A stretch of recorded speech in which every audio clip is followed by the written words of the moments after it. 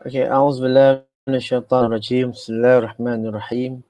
Alhamdulillah rabbil alamin wassalatu wassalamu ala asyrafil anbiya wa mursalin sayyidina wa maulana Muhammad wa ala alihi wa sahbihi ajma'in. Qalu subhanaka la ilma lana illa ma 'allamtana innaka antal alimul hakim. Wala haula wala quwwata illa billahil aliyyil azim. Assalamualaikum warahmatullahi wabarakatuh. Bersyukur kita kehadrat Allah Subhanahu Wa Taala kerana dengan limpah kurnianya pada hari ini dapatlah anak-anak semua mengikuti pelajaran daripada tingkatan 1 Pendidikan Islam KSSM, yang mana tajuk pada hari ini ialah Iblis dan Syaitan yang Durjana. Jadi sebenarnya tajuk ini merupakan tajuk yang kedua daripada ayat kefahaman selepas daripada segala puji bagi Allah. Jadi pelajaran yang kedua ialah daripada surah Al-Baqarah. Surah Al-Baqarah, betul lah. Surah Al-Baqarah ayat yang ke-34 yang bermula daripada 34. Yang mana sebelum daripada itu, eloklah kita sama-sama mengaminkan doa. Sebelum kita mulakan belajar, kita mengaminkan doa belajar yang mana-mana yang anak-anak tahu. Sama ada Rabbi Syrahli ke ataupun Allah Maftah Alaina ke terpulang. Jadi yang penting ialah mulakan dahulu pelajaran itu dengan berdoa. A'udzubillahi minasyaitonirrajim. Bismillahirrahmanirrahim. Allahumma aftah alaina hikmataka wa anshur alaina min khazaini rahmatika ya arhamar rahimin. Amin. Jadi eloklah kita terus kepada ayat Al-Quran Al-Karim, dan insya-Allah kali ini Ustaz akan membacakan ayat ini satu ayat pertama, kemudian ayat-ayat lain akan disusuli oleh anak-anak kemudian lah. A'udzubillahi minasyaitonirrajim. Wa idh qulna lil malaikati isjudu li Adama fasajadu illa iblis aba wastakbara wa kana minal kafirin.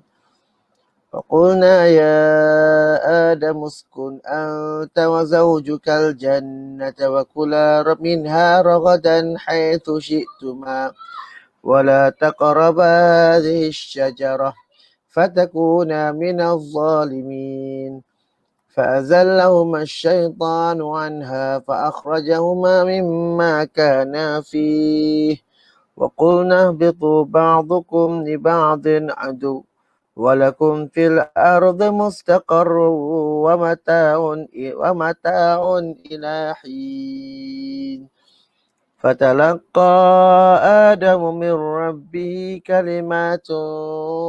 كلمات فتاب عليه إنه هو التواب الرحيم. Sadaqallahul azim. Itu ialah bacaan ayat suci Al-Quran Al-Karim daripada surah Al-Baqarah ayat yang ke-34 hingga 37.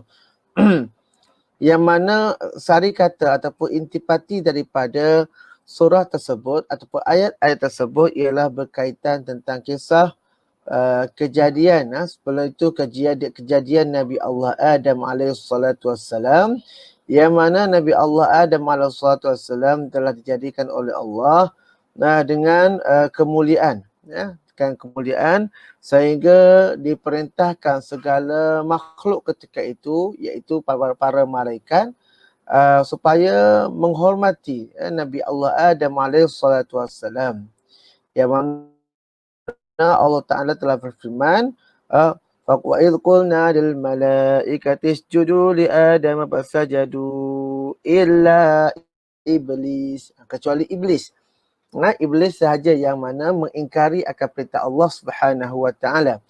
Kenapa iblis tidak ataupun enggan sujud ataupun menghormati Nabi Allah Adam? Kerana iblis menganggap bahawasanya dirinya adalah lebih mulia daripada Adam. Sebab Adam itu dijadikan oleh Allah Subhanahu Wa Taala daripada tanah. Sedangkan beliau dijadikan oleh Allah Subhanahu Wa Taala daripada api.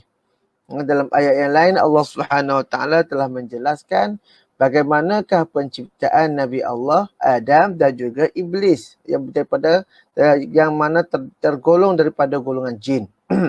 Jadi bila merasakan diri itu lebih hebat ataupun besar ataupun penciptaannya yang mana yang luar biasa, maka menyebabkan iblis itu merasa angkuh. Akhirnya beliau sanggup untuk tidak taat dan patuh perintah Allah Subhanahu Wa Taala.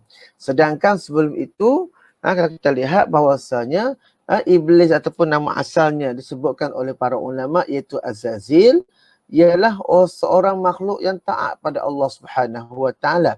Tetapi kerana enggan dan juga angkuh takabur, maka akhirnya beliau sanggup untuk melawan perintah Allah Subhanahu Wa Taala.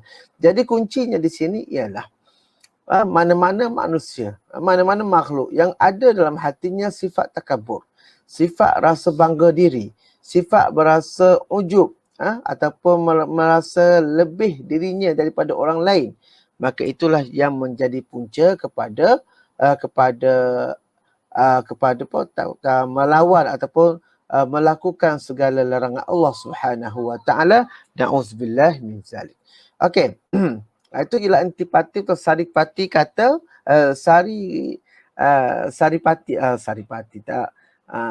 intipati daripada surah Al-Baqarah ayat 34 hingga 37.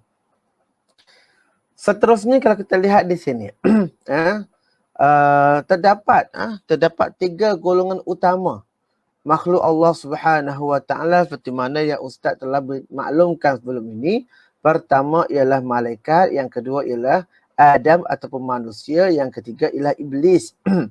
Maka ketiga-tiga golongan makhluk ini semuanya mempunyai unsur-unsur ciptaan yang mana Allah Subhanahu Wa Taala ciptakan masing-masing daripada unsur-unsur yang berbeza-beza. Bagi contoh, malaikat ialah cahaya. Bila sebut cahaya, kalau kita belajar sifat malaikat. Malaikat ni antara makhluk Allah yang tidak pernah tidak pernah melanggar perintah Allah Subhanahu Wa Taala. Seperti mana yang Allah telah maklumkan di dalam surah At-Tahrim, a'udzubillahi minasyaitanirrajim, la ya'sunallaha ma amarahum. Sungguhnya para malaikat itu tidak ingkar akan apa yang disuruh oleh Allah ke atas mereka. Itu ialah antara sifat bagi para malaikat. Yang kedua ialah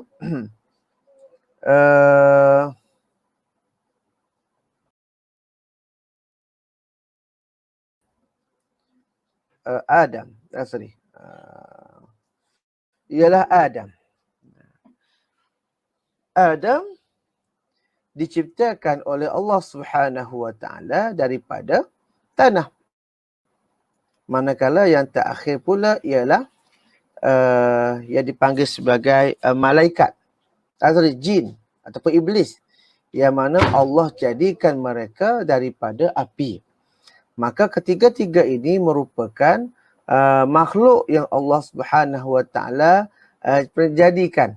Ya, Allah Ta'ala jadikan mereka, dan akhirnya makhluk-makhluk inilah yang mana ada semasa kejadian iblis melawan perintah Allah Subhanahu Wa Taala ketika itu. Okey, Ustaz rasa sampai situ dahulu. Nanti insya-Allah kita akan sambung lagi pada masa-masa akan datang. Cuma apa yang Ustaz harapkan pada hari ini, apa yang Ustaz telah maklumkan, ceritakan sedikit sebanyak tentang kejadian Adam dan juga kejadian iblis dan lain-lain, memberikan satu impak ataupun memberikan kesan ke dalam hati kita semua untuk terus kita menjadi hamba Allah yang taat, hamba Allah yang sabar, hamba Allah yang mana tawadhu' dan lain-lain. InsyaAllah Kita jumpa lagi pada masa-masa akan datang. Kalau qala hadza wa astaghfirullahalazim wa lakum. Assalamualaikum warahmatullahi wabarakatuh.